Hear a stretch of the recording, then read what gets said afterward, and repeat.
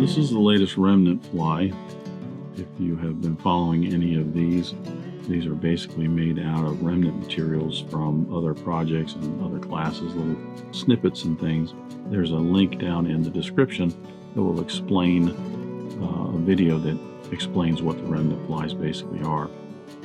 Ran across this little upturned dry fly hook and a bag full of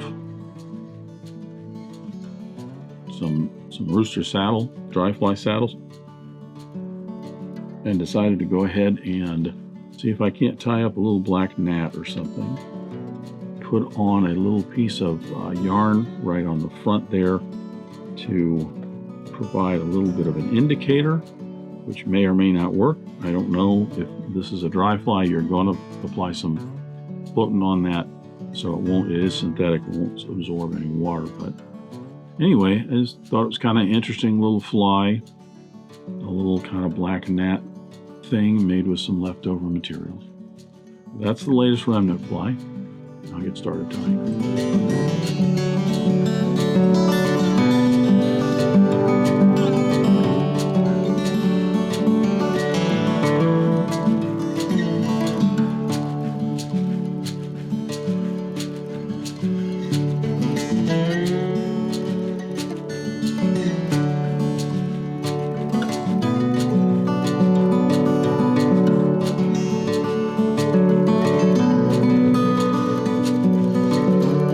Start the latest Remnant Fly with my hooking device.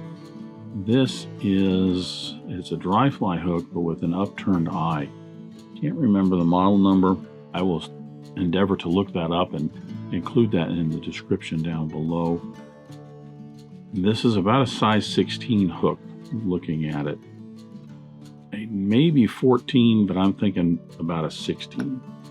My thought today was to just do, when I saw this hook, just to do a real simple little black gnat.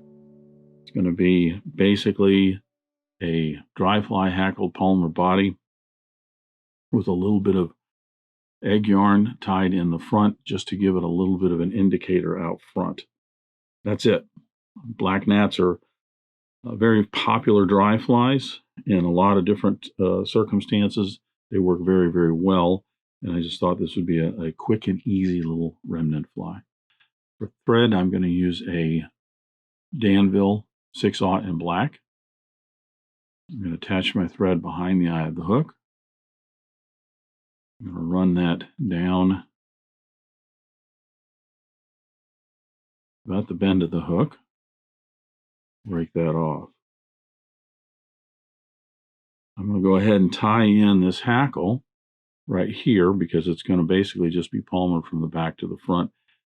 You could put a piece of wire in this if you want to reinforce that. I did not grab one in this when I was thinking about it, so I'm just going to go ahead and use this. Now, this is also a great example of when you're doing small flies like this, there's an interesting little technique in terms of prepping the butt end of this hackle when you tie that in. First thing you want to do is you're going to cut off just a little bit, not even a 1/16 of an inch or so on both sides.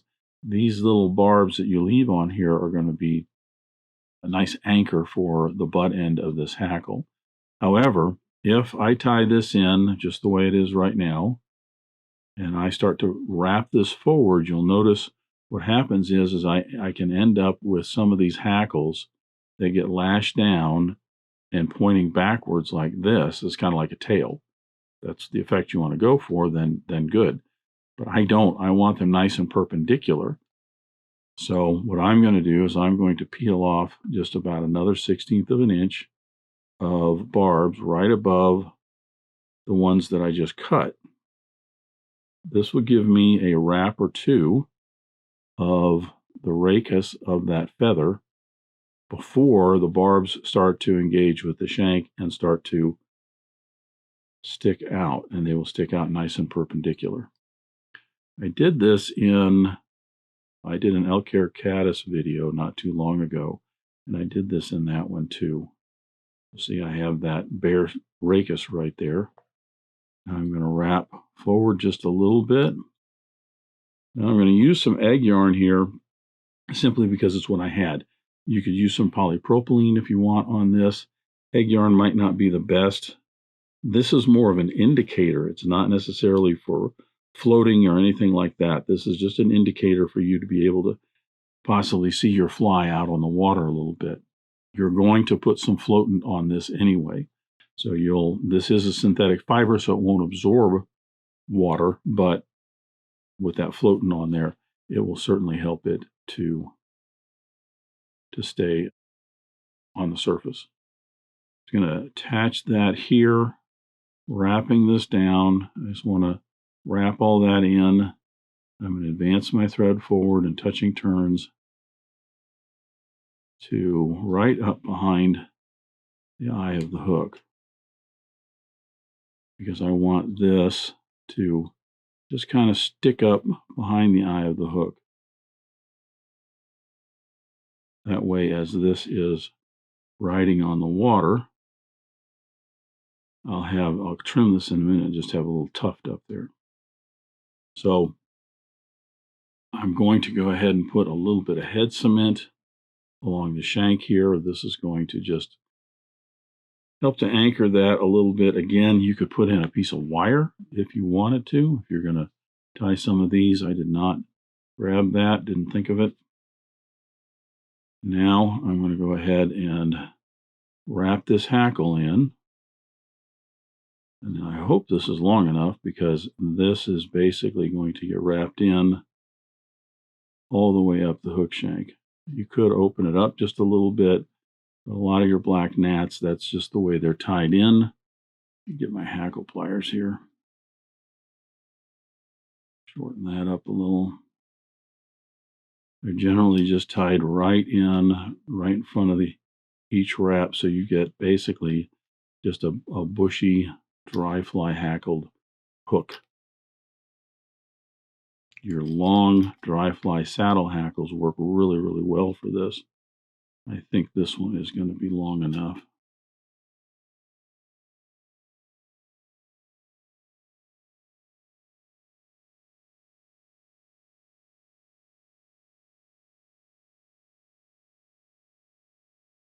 I chose a feather where the barbs would be just a little bit beyond the gap of the hook.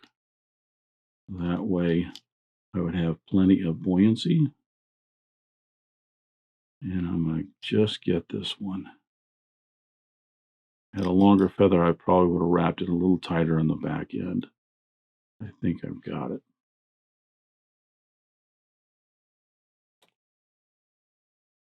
Certainly will end up being a nice panfish fly.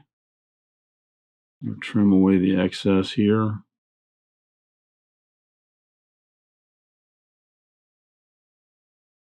I want to hold that a little bit. Try and sweep some of these barbs back.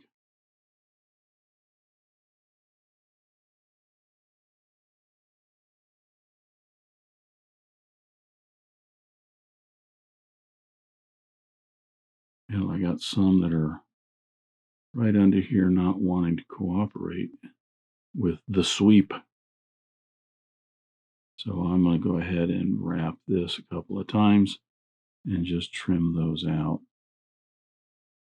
Certainly if you're fishing this for panfish, I don't think that would be even an issue in terms of leaving those in there. Get a little bit nicer scissors in here.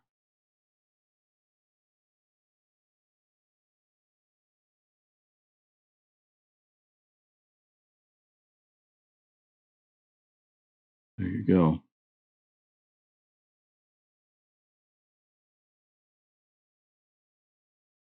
I mean, it may be a remnant fly, but we certainly can't take a little extra time to make it look nice.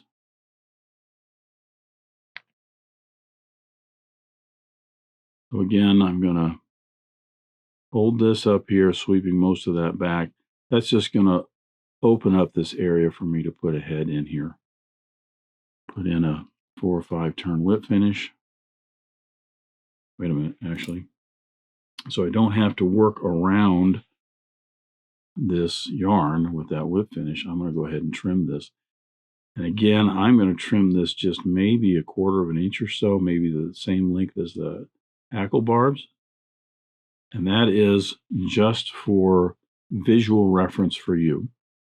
You could potentially put it on the back if you want. I wanted to try it on the front just to see how it would look. And you don't have to have it on there.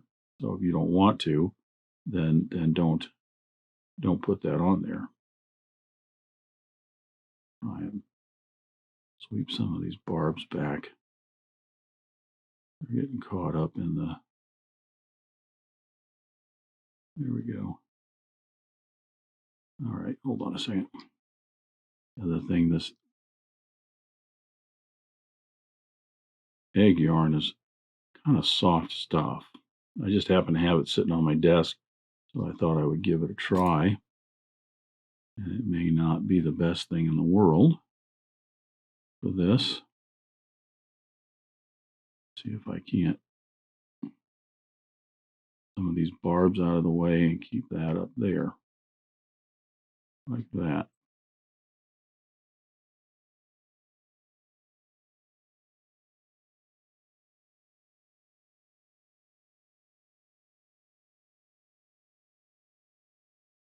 There we go, get that out of there. Now I think I'll probably just try and do this by hand.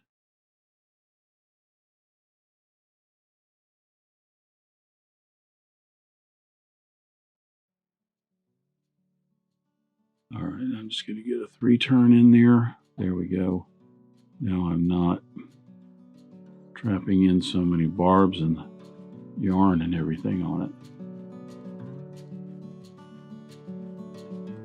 Interesting little way of doing it. Maybe it'd be different if it was a downturned eye hook. I don't know.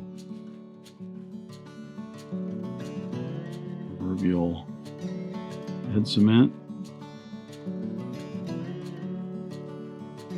If I were doing a bunch of these, I might try and find some way to, hold these dry fly barbs back while you get that. Maybe some sort of little cone or something that would hold those back. That is a little gnat. The Griffin's gnat, if you've ever seen it, is a little dry fly. Looks very similar to this, just all black. I think I got some hackle barbs in the back here trapped down a little bit. It's a little sparser in the back. Again, a longer hackle might have gotten me a little fuller body, but I guarantee you that'll catch panfish. And I'm pretty certain I would bet $5 that you're out there on a trout stream where they're hitting stuff in the summertime up on the surface, that this would catch some trout as well. So there's the latest Remnant Fly, a little kind of black gnat. Thanks for watching. Thank you for joining me at the Vise today. I hope you learned a new pattern, at least a tip or trick here and there. If you'd like to help Dress Irons, you can like, comment, share, subscribe, all those wonderful things for the video. You can also head out to dressedirons.com where you can buy flies, tools, stickers, and merch, or you can join a growing community over on Locals at the Dressed Irons Fly Tying Guild. You can also donate to Dressed Irons if you want through the link at the bottom of the description. I thank everybody for their ongoing support, as it really does help the creation of these videos. But what's important is to remember, only fly tying. If you're not having fun, you're doing it wrong.